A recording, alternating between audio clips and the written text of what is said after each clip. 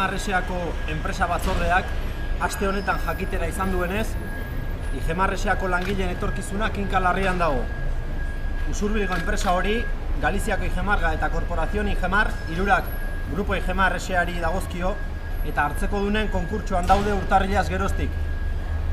Hainbat informazioaren arabera, Kutxabank erakundea konkurtsoko hartzekoduna denez, estutzen ari da Usurbilgo plantilla osoarentzako amaierako ere bat irekitzeko. Enpresaren jabetzako lursailak bereganatu eta etxegintza arloko diru jana egiteko.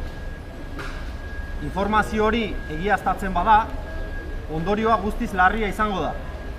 Euskal Kutxen bankarizaziotik eratorria. Ez da onargarria, IGEMAR lantegiko 75 langileak beren lanpostuen aldeko borrokan dauden bitartean, Kutxabank azpijokoan aritzea.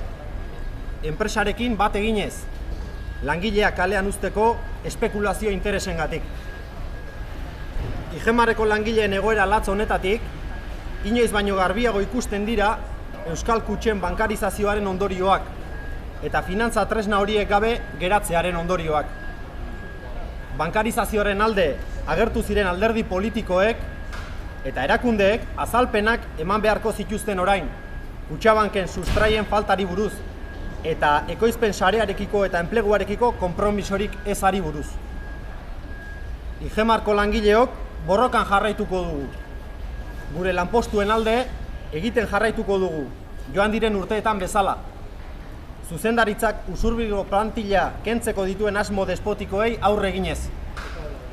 Kutxabank eta haren inguruko alderdiak eta erakundeak enpresaren asmoetara lerratzen badira, haiei ere aurre egingo diegu, gure interesen kontrari baitira. Bukatzeko, enpresa batzordetik tinko eskatzen diogu Kutxabanki argi hitz egiteko eta esandako asmoa egiazkoa izatekotan zuzentzeko. Donostian 2017ko maiatzaren 26.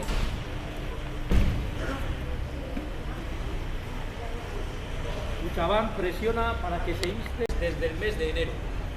Dichas empresas pertenecen al grupo IGEMAR.